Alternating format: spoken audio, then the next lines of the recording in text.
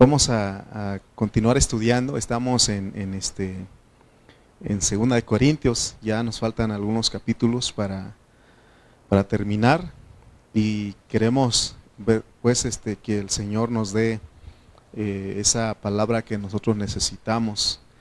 Les pido que abran su Biblia conmigo en Segunda de Corintios capítulo 10. Vamos a leer desde el versículo 3 al 10. Perdón, 3 al 6. Segunda de Corintios capítulo 10, versículos 3 al 6. Miren lo que dice. Ustedes repiten después de mí. Pues aunque andamos en la carne, aunque andamos en la carne, no militamos según la carne, porque las armas de nuestra milicia no son carnales, sino poderosas en Dios para la destrucción de fortalezas, derribando argumentos y toda altivez que se levanta contra el conocimiento de Dios, y llevando cautivo todo pensamiento a la obediencia a Cristo, y estando prontos para castigar toda desobediencia, cuando vuestra obediencia sea perfecta. El título de nuestro tema es importante. Cuando estoy escribiendo y mi esposa me dice cuál es tu tema, ¿no? Y le digo, déjame, porque necesito sacar un título, ¿no? Y le pusimos de título nuestro mensaje de hoy: una vida en obediencia completa destruye fortalezas. Vamos a ver, porque dice que una vida en obediencia completa destruye fortalezas. De eso vamos a estar hablando hoy, pero vamos a orar nuevamente para que nuestro Dios nos dé de su palabra, nos dé el entendimiento que nosotros necesitamos. Oremos. Padre celestial, te damos gracias por esta hora, gracias por esta oportunidad que nos das. Señor, tú has sido bueno con nosotros, has sido bueno con tu pueblo, has sido bueno, Señor, porque nos presentas tu palabra en una manera clara y sencilla. A veces, Señor, nos cuesta entenderlo, asimilarlo, Señor, pero te pedimos que en esta hora nos ayudes a ejercitar nuestro espíritu, porque ahí nuestro espíritu es de sabiduría y de revelación. Queremos conocerte, queremos, Señor, sobre todo experimentarte, Señor. Ayúdanos a que en esta hora, Señor, podamos dar una palabra, Señor, que venga de tu corazón, que pueda, Señor, que puedan ser bendecidos mis hermanos que están en esta hora, y aún los que están lejos, los que aún nos alcanzan a escuchar. Te damos gracias por sus vidas, Señor. Queremos bendecirles, queremos ser de bendición para sus vidas. Así que en esta hora, Señor, ayúdanos, y queremos, Señor, tocarte nuevamente a través de tu palabra. En el nombre de Cristo Jesús. Amén. Antes de empezar a desarrollar este tema, en el mensaje pasado hablamos y una de las cosas importantes que entendimos es que nosotros hablamos, predicamos con restricción. Quiere decir que no podemos hacer lo que se nos dé la gana.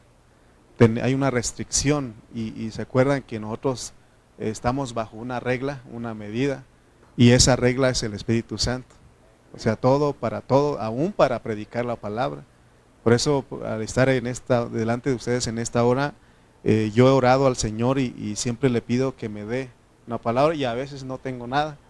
La verdad que no entiendo lo que voy a hablarles a ustedes, aunque ya tengo el tema, pero no lo entiendo.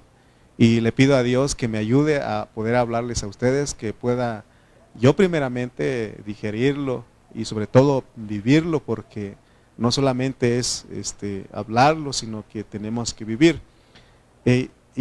Ahora fíjense que conforme vamos los que venimos a la oración los martes, también estamos orando los lunes, pero en la oración aquí los martes, estamos en Primera de Corintios y estamos leyendo esos versículos otra vez y los entiendo ahora. No sé si ustedes, porque ya los estudiamos y uno los entiende ahora lo que quiere decir Pablo con cada uno de los versículos, porque estuvimos estudiando Primera de Corintios. Yo creo que cuando nosotros lleguemos a Segunda de Corintios vamos a entender los versículos, porque a veces uno lee la Biblia y no entiende lo que quiere decir, y ahora yo creo que sí, y si no vamos a estar repitiendo, porque nosotros somos un ministerio que repite la palabra de Dios. ¿Por qué? Porque en la repetición está el aprendizaje. Necesitamos repetir, repetir para que se nos quede a nosotros. Y quería compartirles algo que de acuerdo a lo que hablamos la vez pasada, que no podemos hacer lo que nosotros queramos, sino que hay una restricción. Hay algo que tenemos que hacerlo, debemos saber que somos restringidos o hay una restricción, hay una regla para nosotros. Vamos ahí a Mateo 7, 22 al 23, y ahora ustedes van a entender. Yo ahora entendí mejor este versículo como antes. Dice Mateo 7, 22 al 23. Muchos me dirán en aquel día: Señor, Señor, no profetizamos aquí, no predicamos en tu nombre, y en tu nombre echamos fuera demonios, y en tu nombre hicimos muchos milagros. Fíjense lo que ellos le están diciendo al Señor. Muchos me dirán en aquel día. ¿Cuál día? El día del juicio, no el día del Señor. En aquel día, el día que hemos de dar cuentas. Señor, Señor, no profetizamos en tu nombre, y en tu nombre echamos fuera demonios, y en tu nombre hicimos muchos milagros. Fíjense lo que están diciendo. Porque antes yo no entendía este versículo, porque ¿cómo es? Si el Señor dice que tenemos que hacerle en su nombre y estas personas lo están haciendo en su nombre. Pero ¿por qué el versículo 23 dice: y entonces les declararé, nunca os conocí, apartaos de mí, hacedores de maldad? Y ahora lo entiendo, porque en otras palabras, la parte última se puede decir o se puede leer: apartaos de mí, ministros sin restricción. Porque predicaron la palabra en el nombre, echaron fuera demonios y hicieron milagros en su nombre, pero no lo hicieron en su voluntad. Él no les dijo que lo hicieran. Por eso nosotros tenemos que saber cuándo es que tenemos que hacerlo, cuándo es que tenemos que predicar, cuándo es que nosotros tenemos que hablar, porque se acuerdan que también el Señor hablaba por parábolas a las personas y le decían los discípulos: ¿por qué les hablas en parábolas? Es que a ellos no les es dado conocer los misterios, por eso Él les habla en parábolas. Y a nosotros dice que no nos habla en parábolas, sino que nos habla claramente, así le dijeron los discípulos. Entonces nosotros tenemos que, y ese es el contexto que está hablando Pablo, porque él está defendiendo su autoridad, está vindicando su autoridad. Está ahí el título dice que la defensa de Pablo, de su apostolado, ¿no? Entonces Pablo está poniendo todas estas bases porque él tiene que hablar, porque había mucha competencia en ese tiempo, y hoy en nuestro día también hay competencia, pues. Entonces nosotros tenemos que ver lo que está haciendo el apóstol San Pablo. Pero ahora llegamos a los versículos 3 y 4, y ahora él dice estas palabras, y nosotros si lo leemos nada más así, de hecho ya lo leímos, pero leamos una vez más los versículos 3 y 4 de 2 de Corintios 10. Dice: pues aunque andamos en la carne, no militamos según la carne, porque las armas de nuestra milicia no son carnales, sino poderosas en Dios para la destrucción de fortalezas. Si usted nada más lo lee así, no sabemos qué es lo que está diciendo, o alguien sabe qué es lo que está diciendo Pablo.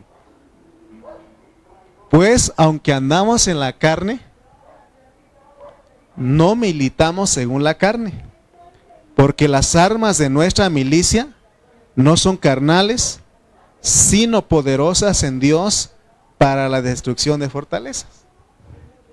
¿Qué significa esto? ¿Qué quiere decir Pablo aquí? Lo primero que debemos de saber nosotros es de que hay una batalla Hay una batalla campal en la transición del antiguo, o más bien había una batalla campal en la transición del Antiguo Testamento al Nuevo Testamento. Es decir, siempre ha habido oposición. Por eso el Señor también dijo que el reino de los cielos sufre violencia, porque hay oposición siempre. Hoy en ese tiempo hay oposición para el cambio para la transición que viene, para el cambio de dispensación. Estamos a punto de que se cierre este tiempo, esta dispensación, y vendrá otra dispensación. Pero si nosotros no tenemos cuidado, nos vamos a quedar como los judíos, como los judaizantes en el tiempo, en la dispensación del antiguo pacto. Por eso nosotros tenemos que estar abiertos, tenemos que estar velando, porque siempre ha habido oposición, ha habido batallas, luchas, y son luchas espirituales, pero Él dice que las armas de nuestra milicia no son carnales, sino poderosas en Dios. Aquí en estos versículos vemos que hay una oposición satánica.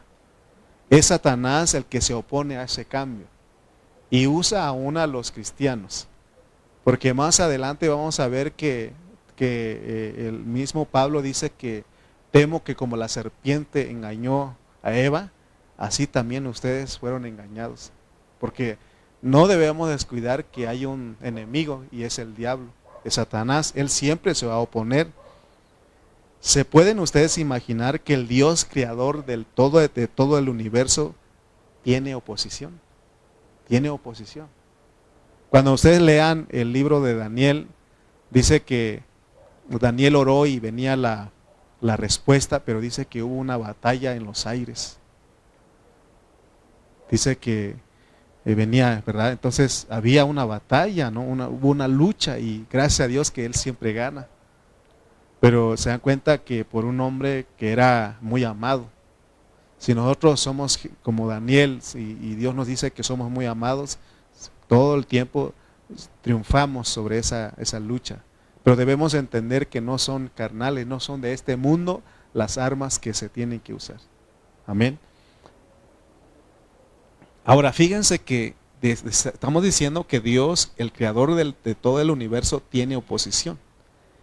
¿Alguna vez ustedes han analizado que es Dios mismo el que pone oposición, o el que puso oposición en lo que Él quiere desarrollar?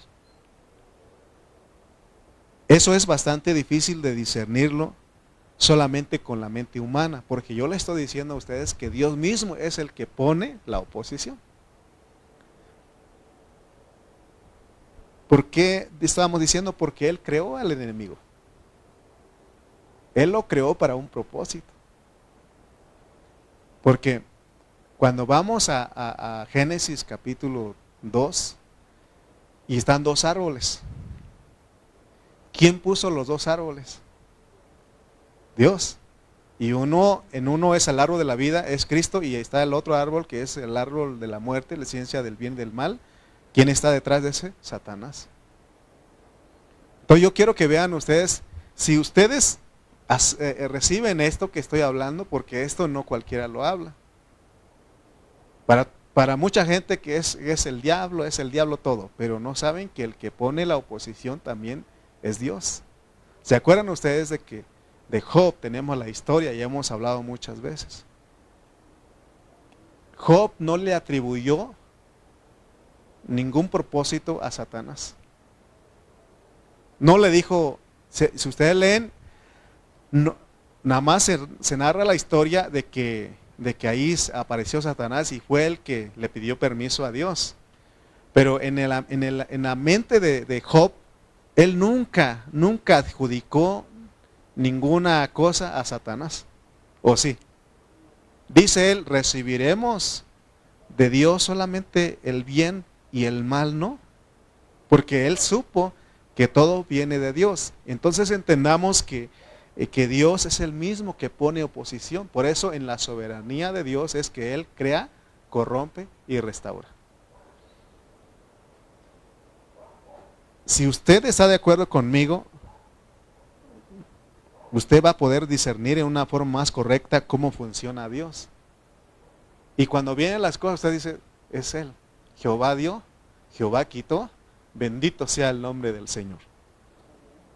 Dios se pone oposición a sí mismo y eso lo tenemos que entender. ¿Por qué creen ustedes que hemos dicho que aún los que hacen nos hacen la vida difícil, decimos que Dios los pone a propósito para nuestro desgaste? O sea que todo lo hace Dios. Él hace un plan, pero con oposición.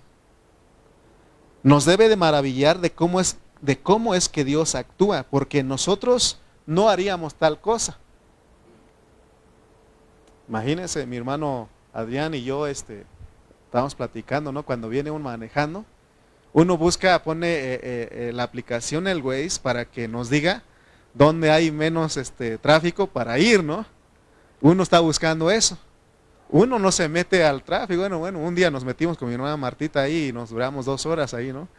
Y ya otro día dijimos, ¿por qué no fui de este lado, no? O sea, 2 horas duramos ahí en Tultepec. Y ahí es donde se hace el tráfico. ¿Y qué tal? Uno busca, ¿verdad? Siempre. Pero Dios es diferente. Él, al contrario, pone el tráfico, por decirlo así. Él pone la oposición en su plan. Pero así es la sabiduría de Dios. Por eso les digo que nuestra mente humana es quitar toda oposición. Si hay algún vecino que nos hace la vida pesada, que oramos, Señor, llévatelo de aquí. ¿Qué culpa tiene el otro hermano donde va a llegar ese vecino malo? ¿Verdad? O sea, imagínense ustedes, nosotros mandando a otro lado y imagínense que va a llegar a ese lugar, va a ser la vida pesada a la otra familia, ¿no? Entonces, acuérdense pues el compañero del trabajo también, Señor, muévelo de aquí. Y ya cuando lo mueve el Señor, gracias Señor porque lo moviste de aquí. Hermano, mire, nosotros lo hemos experimentado. A veces lo digo de broma, pero ustedes no saben por qué me vine de Oaxaca. Pero me vine huyendo de algún trato, pues. Va uno huyendo, mejor me voy, ¿no? Me voy de Tultitlán. Pero cuando Dios siempre va a tener, por ejemplo, si usted está huyendo de mí, ¿sabe qué? Dios siempre va a tener un Lalo en cualquier lugar donde usted vaya. Porque es lo que se ocupa. Dios pone oposición.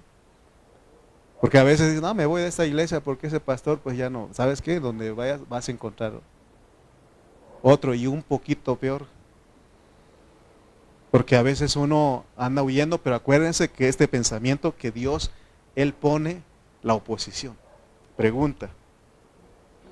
Cuando Dios creó a Adán, ¿ustedes creen que Él sabía que Adán iba a pecar? Sí, porque es Dios omnisciente. Él sabe todo, ¿sí o no? ¿De qué nos atrevemos a decir esto? ¿Ustedes sabían que Él sabía que Judas lo iba a traicionar? Sí, lo sabía.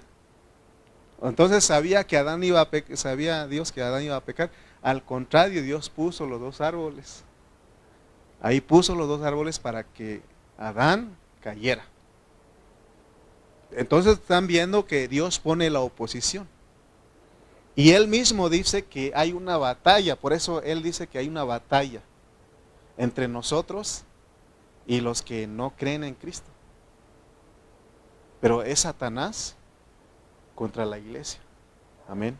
Pero Dios nos ha dado armas poderosas para poder destruir. ¿Por qué creen ustedes que Dios puso zancadilla a Adán? ¿Por qué creen ustedes que Dios hizo que Adán cayera en pecado? Porque Él lo puso. Que no en la oración del Padre Nuestro dice, no nos dejes caer en tentación. Así oró el Señor, así nos enseñó Él. Tenemos que orar, Señor, ten misericordia. Porque si Él quiere, caes. Amén. Entonces, ¿por qué Dios permitió que Adán cayera? ¿Por qué no hizo nada por rescatarlo o por qué por qué no quitó al diablo el árbol de la muerte y para que él no cayera? La respuesta es de que no, si él no hubiera hecho eso, si él no hubiera permitido, no hubiera forma de que el hombre conociera lo que es el amor de Dios. No hay forma. Porque dice que al que Dios recibe por hijo lo azota, y al que al que ama lo disciplina. Esa es la única manera. Por eso nosotros, si nosotros no somos pecadores, no sabríamos lo que es el perdón, lo que es la misericordia, lo que es la limpieza, lo que es la justificación. Por eso Él dice, yo no he venido a llamar a justos, sino a pecadores para que se arrepientan. Amén. Hoy los hombres y mujeres tenemos muchas fallas, tenemos debilidades, somos seres imperfectos, ¿sí o no? Todos, no hay ninguno que diga yo no. Todos tenemos fallas, tenemos debilidades, somos seres imperfectos. Pero ¿por qué Dios nos escogió a nosotros? O más bien, ¿por qué nosotros venimos a estar en esa condición? Porque Él nos quiere mostrar su grande amor. Entonces, ¿se acuerdan cuando estudiamos 1 Corintios? Vamos a leer estos versículos rápidamente. 1 Corintios 1, 26 al 31, para que estemos llevando en la palabra, basándonos en la palabra lo que estamos hablando. Miren lo que dice. 1 Corintios 1, 26 al 31. Pues mirad, hermanos, vuestro llamado, vuestra vocación, que no sois muchos sabios según la carne, ni muchos poderosos, ni muchos nobles, sino que lo necio del mundo escogió Dios para avergonzar a los sabios, y lo débil del mundo escogió Dios para avergonzar a lo fuerte, y lo vil del mundo y lo menospreciado escogió Dios, y lo que no es, para deshacer lo que es, a fin de que nadie se jacte en su presencia. Mas por Él estáis vosotros en Cristo Jesús, el cual nos ha sido hecho por Dios, ¿qué? Sabiduría. Esto es la sabiduría de Dios. Por eso nosotros quitaríamos todos los obstáculos, quitaríamos todo lo que impide.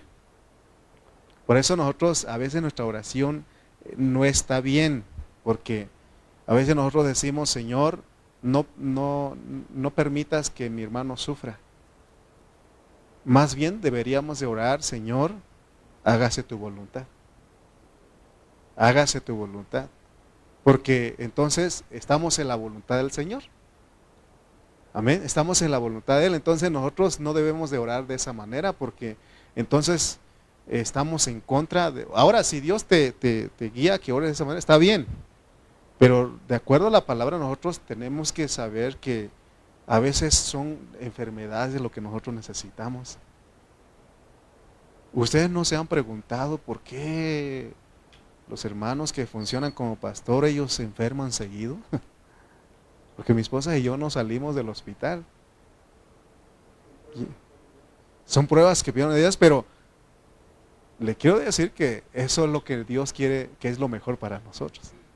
Por eso cuando nosotros les pedimos a ustedes que oren, no es para que Dios ya no ponga eso, más bien oremos para que que no nos falte la fe y que nos dé la gracia para salir de eso. Porque dice que así como Él da la entrada, da la salida. Y dice que Dios no nos va a dar más de lo que nosotros no podamos soportar. ¿Amén? ¿Estamos de acuerdo? ¿Por qué? ¿Por qué estamos hablando de esto? Porque hay una lucha. Y de repente vamos a entrar en esa lucha, o estamos en esa lucha, en esa batalla.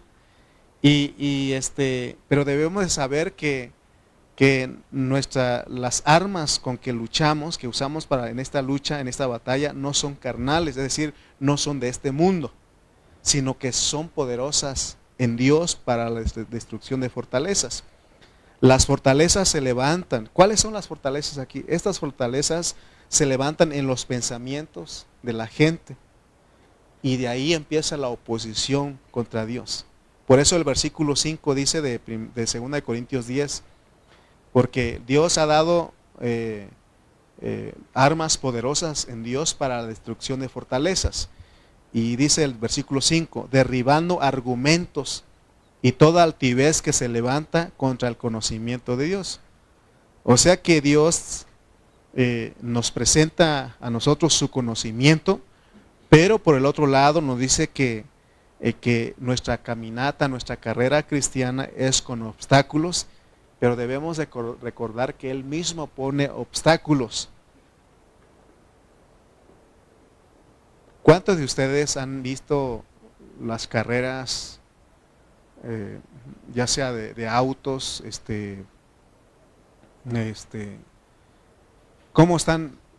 ¿Cuántos de ustedes han ido? Bueno, yo tampoco he ido, pero he visto en la tele ¿cómo se llama? El autódromo Hermanos Rodríguez, donde hacen la pista para los carros. Si ustedes han visto, yo he ido a Mónaco, no se crean, nunca he ido allá, pero ahí he visto en la tele, ¿no? Que cómo están, hay muchas curvas. En esas competencias no ve uno una pista derechito, sino que hay curvas. ¿Por qué ponen eso? Porque esa es la competencia. Los conductores, los pilotos tienen que saber esa habilidad para dar las curvas y todo eso. Amén. Es más, para los que, ¿cuántos? Bueno, los que han visto Hexatlón. ¿Han visto Hexatlón? Un programa deportivo que sale en la tele, que cómo ponen cómo son las competencias, pero hay obstáculos. Hay obstáculos, ¿no? Entonces, así es nuestra carrera cristiana. Por eso le está diciendo que hay una lucha, hay una batalla. Entonces, hermano, debemos de recordar siempre que nuestra carrera cristiana, la cual estamos corriendo todos los días, no todo es color de rosa. ¿Verdad que no? O usted dirá, no, hermano, se equivoca usted, todo esto es color de rosa. A mí no me falta nada, yo no tengo problemas, no me enfermo. Hermano, no tengo problemas en la casa, no tengo problemas con los vecinos, no tengo problemas en el trabajo, hermano. ¿Verdad que no todo es color de rosa? En tu trabajo tienes oposición, en tu casa hay oposición, en la calle hay oposición, en todos lados hay oposición. No vayamos a pensar que aquí todo nos va a salir bien. Si usted piensa eso, usted está muy equivocado. Porque si entendemos la soberanía de Dios, entonces nosotros decimos todo, estamos en las manos de Dios. Todo lo que pasa, Dios sabe por qué. Estoy en sus manos y Él sabe que esto es lo mejor para mí. Amén. Cuesta llegar a orar decir, Señor, gracias por lo que estamos pasando. No es cualquier cosa llegar a decir eso, pero Dios quiere que digamos eso. Cuando nosotros decimos eso, entonces Él sabe que nosotros hemos madurado, hemos avanzado. Amén. Por eso, hermano, mire, usted y yo somos justos ya. No estoy diciendo que somos perfectos. Usted y yo somos justos. Somos justos porque Dios nos ha justificado por la fe. Amén. Cuando yo les pregunte a usted, hermano, ¿somos justos? Usted tiene que decir, amén. Pero si yo digo, ¿somos perfectos? Usted dice, vamos en proceso. Es diferente, pero somos justos. Miren lo que dice 1 Pedro 4, 17 al 19. Mire lo que pasa con el justo para que ustedes vean que la vida cristiana no todo es en color de rosa, no todo es ¿cómo se dice? Que no se sufre, sino que es un oasis, dice el hermano. No es, sino que, hermano, miren lo que dice 1 Pedro 4, 17 al 19. Porque es tiempo de que el juicio comience por la casa de Dios. Y si primero comienza por nosotros, ¿cuál será el fin de aquellos que no obedecen al evangelio? Versículo 18. Y si el justo, ¿usted es justo? Amén, somos justos. Dice, y si el justo con dificultad se salva, ¿en dónde aparecerá el impío y el pecador? De modo que los que padecen según la voluntad de Dios, encomienden sus almas al fiel Creador y hagan el bien. Es lo que está diciendo. Porque si podemos padecer en la voluntad de Dios. Amén. Entonces, ¿qué tenemos? Dice, encomendar nuestras almas, así como Jesús.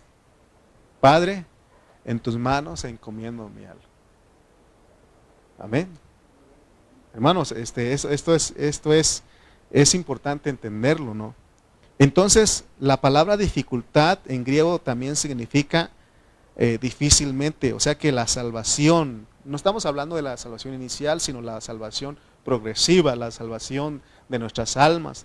Dice que cuando habla de dificultad, cuando dice que si el justo con dificultad se salva, está hablando que es algo difícilmente de lograr, pero no imposible.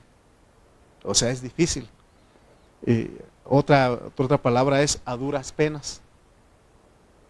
Y estaba yo meditando y a veces está bien la presión donde que decimos, hermano, ¿cómo está? Bien dentro de lo que cabe. A veces sí cabe esa palabra ahí. Porque realmente así es la vida cristiana. No, por ejemplo, si usted dice, hermano, todo está bien. ¿De verdad todo está bien? No, hay problemas, hay oposición. Pero debemos de saber que Dios mismo pone todo eso, pero Él nos ha dado armas poderosas. Amén. El Señor Jesucristo, Él tuvo en su contra todo, hubo muchos obstáculos. Y aún el obstáculo final fue morir en la cruz del Calvario. Así nosotros tenemos que estar conscientes que debe ser nuestra carrera, pero Él murió en la cruz para vencer, porque Él resucitó al tercer día. Esa es la meta de Dios con nosotros, que vivamos una vida en resurrección. Amén. Por eso Pablo dice que Dios no escatimó a su propio Hijo, sino que lo entregó por todos nosotros.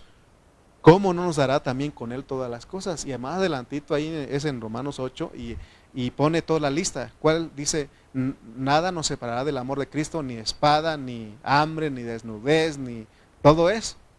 Dice porque se lo dio también al Hijo. ¿Cómo no nos dará también con Él todas estas cosas? Entonces, hermano, todo lo que pasa en nuestra vida es con un propósito, es dentro de la voluntad de Dios. Entonces, fíjense que en ese programa es en donde Dios, Él mismo va a levantar personas con argumentos, con altivez, con orgullo, y se van a oponerse, se van a oponer a nosotros. Miren, si no todos son cristianos en la casa, habrá siempre uno o una que diga que no cree en Dios. Y va a tener argumentos para decirlo. En el trabajo, siempre va a levantar, y Dios es el que pone. Recuerden eso. Alguien va a cuestionar nuestra fe. Alguien se va a levantar, pero va a tener aún argumentos. Y lo va a hacer con mucha altivez y a unos va a decir, es que ustedes le lavan el cerebro ahí. A ustedes les enseñan lo que tienen que hacer ahí. Y uno, si no tiene cuidado, y uno va a decir, sí es cierto. Pero se dan cuenta que aquí les hemos dicho que ustedes tienen que experimentar a Dios. Y cuando ustedes logran experimentar a Dios, no hay ninguna fortaleza que los pueda hacer, los pueda destruir o derribar. Porque porque Dios nos ha dado una arma poderosa. Pero no es, porque dice que nuestras armas no son carnales, no son de este mundo. Recuerden que los que no son cristianos, ellos en su mente van a estar siempre en contra de nosotros. Nomás usted dígale que usted es cristiano y ellos ya en su mente están en contra de nosotros. Y nos van a atacar y lo van a hacer con argumentos. Todo lo que nosotros les digamos, ellos van a querer argumentar y a veces uno se queda así, cierto, sabe mucho. Yo quiero que ustedes, pero Dios, hermano, nos ha dado algo. Cada vez que usted hable la pureza de la palabra, hay fortalezas levantadas en las mentes. Aún nosotros aquí, si no tenemos cuidado, es Satanás el que viene y pone fortalezas, argumentos. Yo creo que no es así, me parece que no es así. No estoy diciendo que no analice la palabra, pero si usted se presta a Satanás, él viene y usted dice, no, yo no creo eso, no estoy de acuerdo. Y aún va a tener argumentos válidos, pero debe saber que es Satanás. Yo tengo un de contacto a un joven ahí en Facebook y él ahorita estaba en la iglesia, pero ahorita ya está en contra de todos los cristianos, está en contra de la iglesia y está publicando libros de otras personas que están en contra de la fe cristiana. Y él dice que todo el tiempo vivió manipulado, así lo tiene él ahorita. Pero son argumentos, son fortalezas que él permitió que el enemigo pusiera en su mente. Aún va a llegar, si no tenemos nosotros cuidado, aún nosotros o nuestros hijos van a llegar a un momento que digan, es que yo no creo en Dios ya. No creo que existe un Dios, no creo en Dios, pero recuerden que la Biblia dice que dice el necio en su corazón, no hay Dios. Porque dejamos que esos argumentos, que esas fortalezas se hagan fuertes en nuestra mente. Por eso nosotros tenemos que tener cuidado, por eso a veces le decimos, ten cuidado que estás viendo, que estás leyendo. Amén.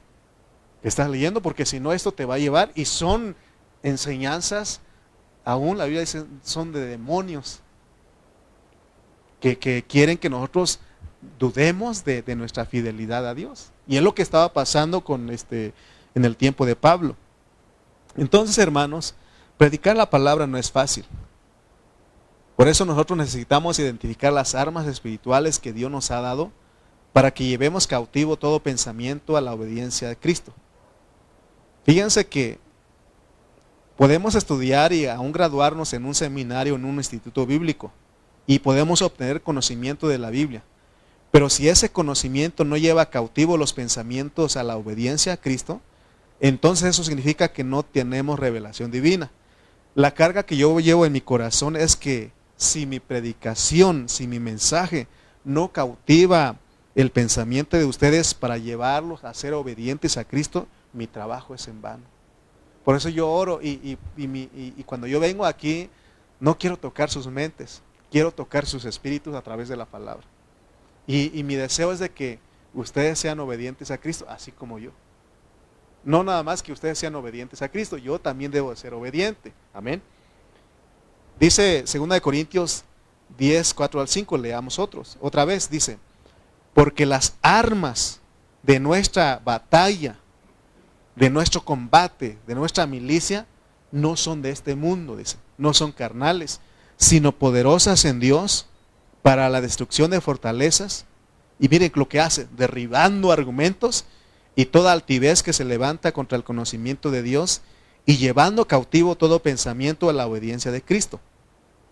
Fíjense, la forma de combatir esos pensamientos, esos argumentos, esas fortalezas, la forma de derribarlos, de destruirlos, hermano, no son cosas de este mundo. Fíjense, cuando una persona sale con argumentos y quiere debatir con usted la palabra, ¿usted qué debe de hacer?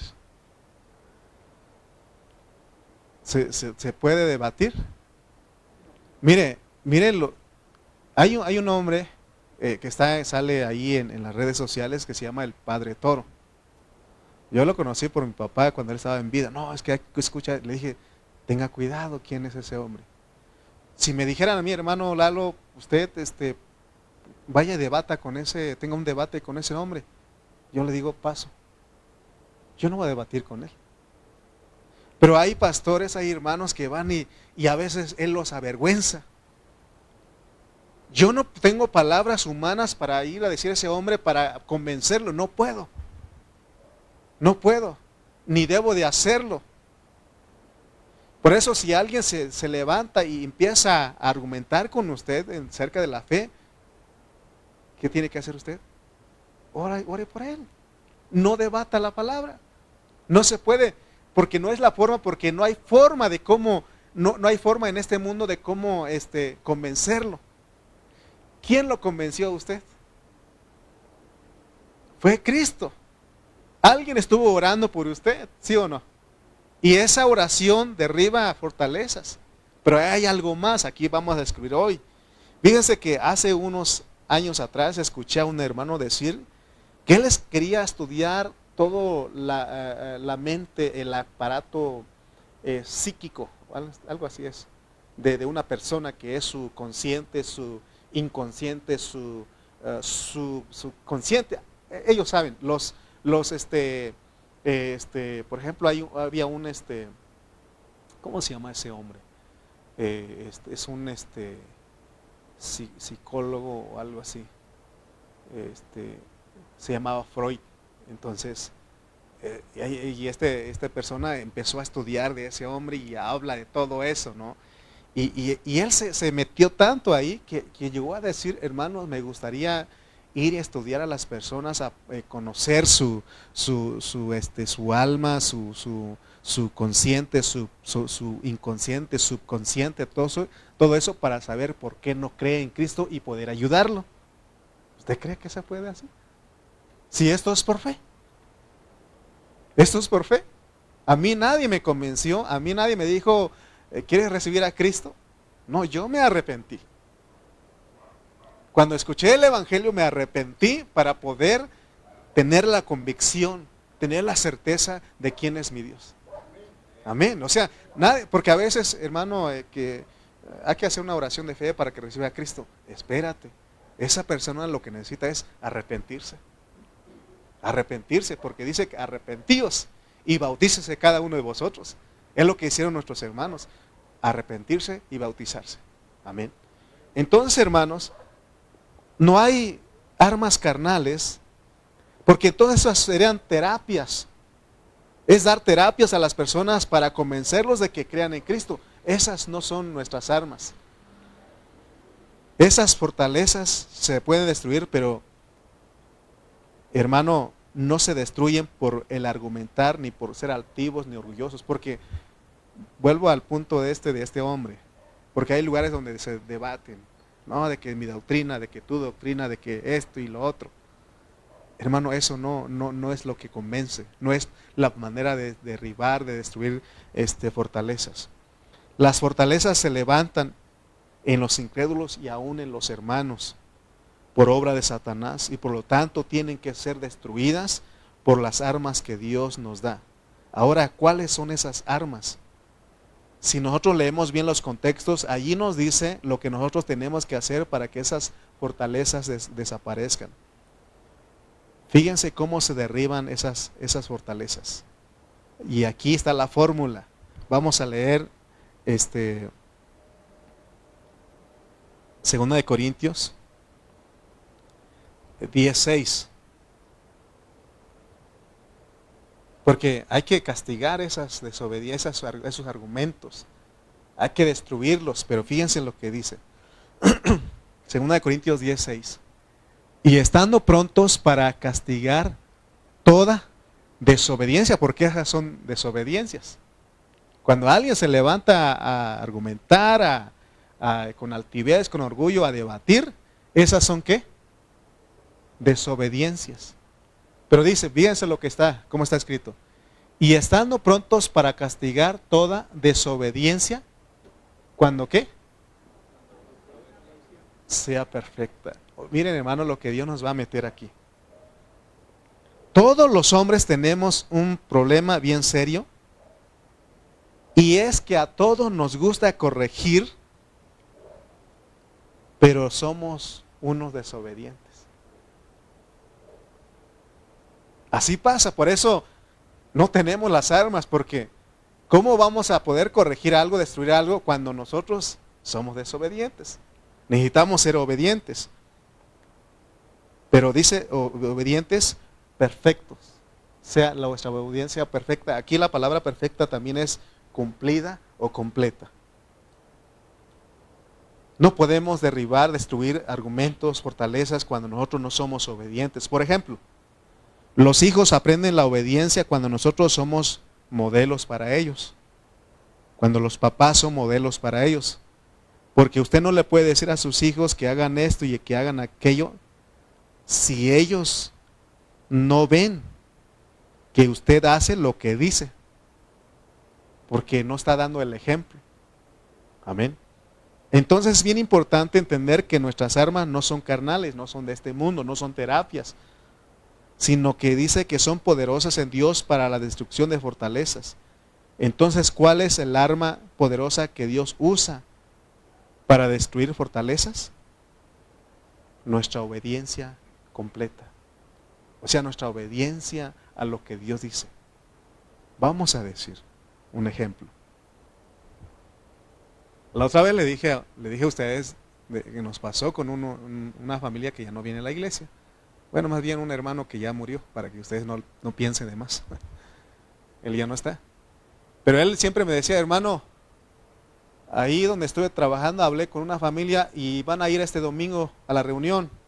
Le pido por favor que usted lo atienda, ¿verdad? Y porque yo no voy a poder ir. Imagínense, hermano, ¿dónde está la obediencia? Porque ¿qué dice la Biblia? No dejando de congregarnos, como algunos tienen por costumbre. Entonces, imagínense, el hermano dice, le invité a esta persona, va a ir a la reunión, pero yo no voy a ir. Entonces, ¿qué está diciendo? ¿Hay obediencia? O sea, ¿cómo si esa persona viene con miedo, con temor? Porque cuando llegan por primera vez a la reunión, no saben lo que uno hace aquí, ¿no? Entonces, y luego no viene el que lo invita. Imagínense cómo va a estar. Entonces nosotros tenemos que ser obedientes, pero cumplidamente, cumplir con lo que Dios dice. Por eso, nosotros, miren lo que dice el versículo 7, 2 Corintios 10:7. Miráis las cosas según la apariencia. En otra versión dice, miren las cosas según las apariencias. Nosotros hemos entendido que el reino tiene apariencia, realidad y manifestación. Porque, miren lo que sigue diciendo. Miráis las cosas según la apariencia. Si alguno está persuadido, o sea, convencido en sí mismo que es de Cristo, esto también piense por sí mismo. Que como él es de Cristo, así también nosotros somos de Cristo. Ok. Aquí está diciendo que tenemos que estar convencidos que somos de Cristo. Ok. Pero aquí, porque qué bonito es decir que somos de Cristo. Qué bonito es decir yo soy cristiano. Pero qué difícil es ser obediente el vivir la vida de Cristo. Hermanos, y eso es lo que está pasando con la iglesia, y no solamente con los hermanos, sino cada uno nosotros como pastores. Porque qué fácil es llevar una vida en apariencia, pero cuán difícil es tener una obediencia cumplida, perfecta y completa. Nuestra victoria es la obediencia perfecta. Eso indica que somos de Cristo, porque Cristo fue obediente. Si usted dice que es de Cristo, usted tiene que ser obediente. Y esas son las armas que Dios nos da para que nosotros destruyamos fortalezas. Por eso vuelvo a decirles a ustedes, de este hermano, porque él me decía, hermano, invité a fulano y va a ir a la reunión, pero yo no voy a ir. O sea, no concuerda eso. O sea, ¿de qué manera está predicando él? Hermano, te predico de Dios, y también hay una reunión, pero yo no asisto. ¿Cómo está eso? O sea, no cuadra ahí, o ustedes creen que está bien.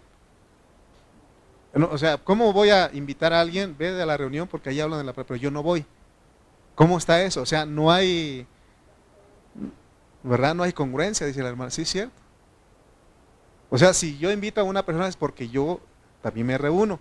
Y eso es, de esa manera esa persona es convencida. Hermano, esto de la obediencia se tiene que aprender. Por eso, este mensaje a mí me pegó cuando estaba escribiendo y escuchando al Señor una otra vez. Y se tiene que cumplir, porque miren lo que dice Hebreos 5, 8 al 9, capítulo 5, versículos 8 al 9. Vamos rápido. Hebreos capítulo 5, versículos 8 al 9. Y aunque era hijo, por lo que padeció, aprendió la obediencia. ¿Se acuerdan que hablamos de los obstáculos, de los padecimientos? Eso nos ayuda para ser obedientes. Y aunque era hijo, por lo que padeció, aprendió la obediencia. Y habiendo sido perfeccionado, vino a ser autor de eterna salvación para todos los que le obedecen. Si usted es un seguidor de Cristo, ¿qué está diciendo que es usted? Que usted es un obediente. ¿Obediente a qué? A la palabra de Dios. Amén. En otras palabras, es que usted vive esa vida, esa palabra que usted habla. Porque ¿qué significa ser de Cristo? Leamos otra vez, vamos a Gálatas 5:24. Fíjense los que son de Cristo. Gálatas 5:24. Pero los que son de Cristo, ¿qué han hecho? Han crucificado la carne con sus pasiones y deseos. Le voy a pedir que ponga la nueva versión internacional, Emily, por favor. 5:24 en la nueva versión internacional. Los que son de Cristo Jesús han crucificado la naturaleza pecaminosa con sus pasiones y deseos, es lo que está diciendo, porque esas combaten en nosotros. Y si decimos que somos de Cristo, somos obedientes a la palabra. Y cuando se levantan esas pasiones, nosotros tenemos que crucificarlos. O decir que estamos crucificados. De esa manera nosotros vencemos. De esa manera somos obedientes, tenemos la obediencia perfecta. Amén. Pero si nosotros escuchamos esto, de que tenemos que crucificar nuestras pasiones y deseos, entra por aquí y sale por acá, y cuando llega el momento no lo hacemos, entonces nuestra obediencia no es completa. Y entonces no podemos decir, como dice, cuando dice, como dice el versículo, que ¿por qué echas de ver la paja en el ojo ajeno y no echas de ver la viga en tu propio ojo? No puedes decir al otro, déjame sacar la paja en tu ojo, si tú tienes una viga en tu ojo. O sea, entonces la obediencia completa es cuando nosotros vivimos lo que Dios nos dice. Entonces eso es poderoso. Por eso nuestro testimonio habla más. A veces no necesitamos, me ha tocado, hermano, que no necesitamos predicar, arrepiéntete, que no, con tu forma de vivir la gente se acerca. Si ustedes como familia, con sus hijos, son personas entregadas al Señor, obedientes al Señor, la gente se va a acercar con ustedes porque va a haber una evidencia. Y van a decir, oiga, ¿y ustedes qué hacen? ¿Por qué se llevan tan bien en su casa? Es cuando nosotros decimos, es que tenemos a Cristo. Amén, porque estamos viviendo eso. Pero si nosotros hablamos de Cristo, pero vivimos como gatos y perros en nuestra casa, ¿qué se va a ver? ¿Qué van a decir? Para ser cristianos como estos, mejor no. Entonces se dan cuenta cuál es nuestra obediencia. Por eso, de esa manera se destruyen esos argumentos, esas fortalezas. Yo he conocido a gente que muy estudiada y sábelo todo, pero hermano, ellos han visto cuando ven el testimonio en nosotros, dicen, esto es una realidad, esto es tan real, yo quiero eso. Y cuando llegan a la iglesia ellos se olvidan de todo, no saben nada, y de verdad no saben nada. Sabrán de este mundo, pero de las cosas de este mundo, pero de Dios no saben nada. Amén. Hermanos, ¿cuántos de nosotros hemos vivido en apariencia? Hermanos, en Mateo 13, no lo vamos a ir, pero en la parábola ahí, ¿se acuerdan que se sembró trigo? Pero también dice que cuando fueron a ver el campo, dice que había cizaña. Y dijeron los servidores, Señor, ¿quieres que vayamos y arranquemos la cizaña? Y él les dijo, no, porque no sea que al arrancar la cizaña, arranquéis también con ella el trigo. ¿Por qué el Señor dijo eso? Porque la cizaña es apariencia, el trigo es realidad. ¿Por qué el Señor no quiso que los ángeles arrancaran la cizaña? Porque dice, se pueden confundir, porque hay mucho cristiano que vive en apariencia, que vivimos en apariencia, quiero decir. Hermano, esa vida en apariencia no va a destruir fortalezas. Necesitamos renunciar, necesitamos arrepentirnos de esa vida en apariencia. Amén. Para que nosotros, cuando prediquemos, nuestra predicación sea poderosa. Esta palabra a mí me estaba, hermano, eso nos hace despertar, nos sacude a nosotros. Porque a veces yo reconozco que he vivido en apariencia. Yo reconozco. Yo creo que todos deberíamos, porque a veces no vivimos lo que nosotros hablamos. Y yo más, porque yo hablo más que ustedes aquí la palabra. Necesitamos, hermano, porque ninguno de nosotros va a participar en destruir fortalezas si lleva una vida en apariencia. Hermano, vivir en apariencia es vivir en hipocresía. Es ser como un actor de película, de telenovela. Eso es vivir en apariencia. Seamos reales. No tratemos de llevar una vida la cual no es una realidad. A pesar de que tú tengas fallas, debilidades, imperfecciones, Dios sabe. Y nosotros tenemos que gemir por esas cosas que están en nosotros. Y decir que Cristo conquiste esa área que no hemos vencido. Cuando yo voy al Señor, Él sabe mi condición. A ustedes los puedo engañar, pero a Él no. Él sabe mi condición, sabe Él cómo yo me conduzco. Quizás ustedes me ven predicando la palabra, pero el que realmente me conoce a mí es Dios. Y Dios quiere que yo camine para que lleve cautiva el pensamiento de ustedes a la obediencia de Cristo.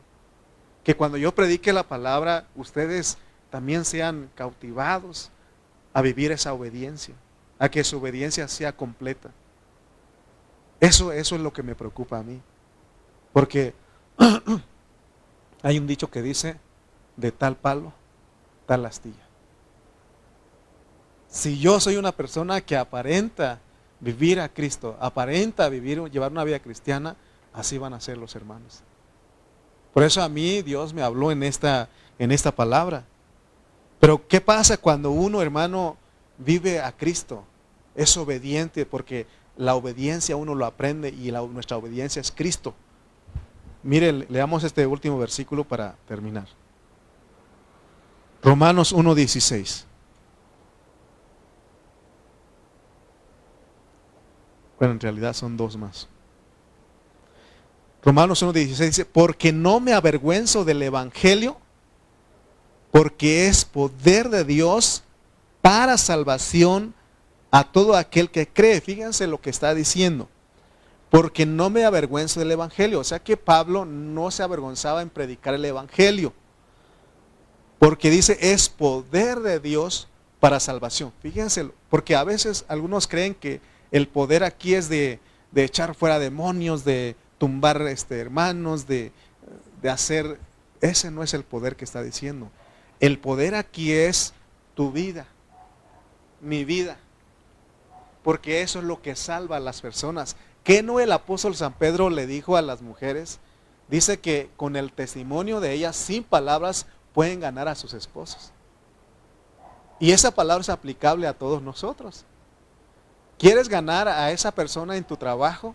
¿Quieres ganar a esa persona en tu colonia? ¿Quieres aún que tus hijos, que tus padres sean convencidos, que tu esposa, tu esposo sean convencidos?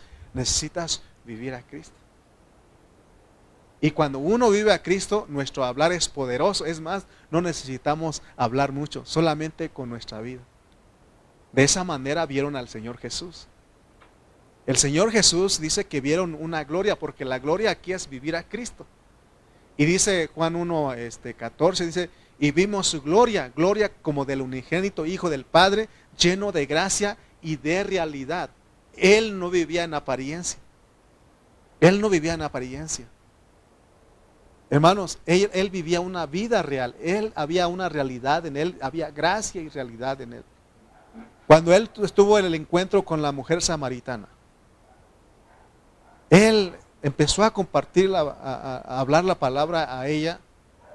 Y hasta el último, ella se dio cuenta y dijo, me parece que tú eres profeta. Porque nadie puede decir estas cosas que tú dices. Y él les empieza a decir, y ya cuando ella fue al pueblo a decirle a los que estaban ahí, ¿sabes qué? He conocido al Señor. Y llegan ellos y le dicen, mujer, ya no creemos por tus dichos, ya no creemos solamente por tus dichos, sino que nosotros le hemos visto y le hemos conocido. porque había una gloria en él. Él no aparentaba, él no vivía en una apariencia.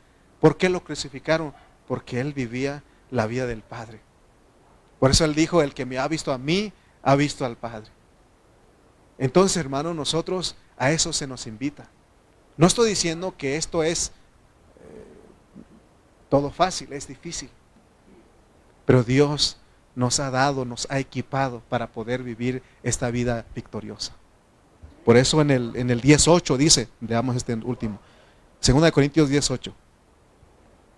Porque aunque me gloríe algo más todavía de nuestra autoridad, la cual el Señor nos dio para edificación y no para destrucción, no me avergonzaré. Porque aunque me gloríe algo más todavía de nuestra autoridad, la cual el Señor nos dio para edificación y no para vuestra destrucción, no me avergonzaré. O sea que Pablo dice que él podía gloriarse. ¿Qué es gloriarse aquí? Es sentirse orgulloso de su autoridad. Pero no es para destrucción, sino para edificación. Porque aquí la autoridad tiene que ver con vivir a Cristo, con la vida de Cristo. Hermano, por eso también Pablo ha dicho revestidos de Cristo, porque Cristo es la autoridad, ese es vivir a Cristo. Los policías, ellos, por ejemplo, están alguien está robando una tienda, está asaltando ahí, está quitando las pertenencias a una persona. Pero si ve a una persona y aunque es policía pero no lleva el uniforme, no se asusta. Pero ¿qué hace la persona cuando ve que la persona está en servicio, trae su uniforme? ¿Qué hace? Corre porque ve la autoridad. Es lo que está diciendo aquí. La manera de derribar, destruir argumentos, fortalezas, es viviendo a Cristo. ¿Qué nos van a acusar cuando nosotros vivimos a Cristo? Nada. Porque dice que si más los frutos del Espíritu es amor, gozo, paz, paciencia, benignidad, templanza, mansedumbre, dice, y contra tales cosas no hay autoridad. No hay quien no, dice, no, más bien no hay ley, dice, ¿no? O sea que nadie nos puede acusar si nosotros vivimos a Cristo. Esa persona que tiene mucho argumento, que tiene mucho conocimiento, mucha filosofía, y viene y nos quiere, hermano, no se va a atrever por la forma de vida que nosotros vivimos. Pero si nosotros vivimos una apariencia, nos confunden. Nos confunden, hermano. Y a veces nos avergüenzan y porque nos ganan con su conocimiento. Hermanos, nuestro tema, ¿cómo fue? ¿Cuál fue el título? Sí, tenemos que aprender esa obediencia así como Cristo. ¿Obediencia a qué? A vivir a Cristo. A vivir lo que dice la palabra. Pero recuerden que nos han llenado de gracia para que podamos vivir esa vida. No es de que tú te esfuerces, ahora voy a vivir, es por la gracia. Creamos que es Cristo viviendo en nosotros. Si yo quiero ser un buen esposo, si la Biblia dice que yo debo de ser un buen esposo, que ame a mi esposa, ¿qué debo de hacer? Obediente a eso y creer que Dios me da la gracia para poderlo hacer. Porque la gracia es que Cristo viva en nosotros la vida de Dios. Los niños quieren ser obedientes a sus padres. Eso se necesita gracia. Necesitamos orar, necesitamos pedir al Señor. Amén. Todos necesitamos gracia, necesitamos para ser obedientes. Y eso, hermano, derriba toda fortaleza, destruye toda fortaleza. Amén. Vamos a orar. Padre Celestial, te damos gracias en esta hora. Señor, aquí estamos. Señor, aquí te pedimos, amado Dios, que nos ayudes. Perdónanos, Señor, si hemos vivido en apariencia. Perdónanos, Padre, si no hemos sido obedientes, si nuestra obediencia no ha sido cumplida, perfecta, completa. Señor, perdónanos, Señor. Ayúdanos, Señor. A eso venimos, Padre Santo, para que tú nos hables y que tú nos digas, amado Dios, que, Señor, Señor, que nosotros, que en ti hay esperanza, porque Cristo en nosotros es la esperanza de gloria. Señor, gracias por tu palabra en esta hora, gracias por lo que nos has dado, Señor. Y ayúdanos, Señor, a vivir en la realidad. Señor, sé tú viviendo a través de nosotros. Gracias por esta hora, gracias por esta oportunidad, gracias te damos por tu palabra. En el nombre de Cristo Jesús, amén y amén. Amén.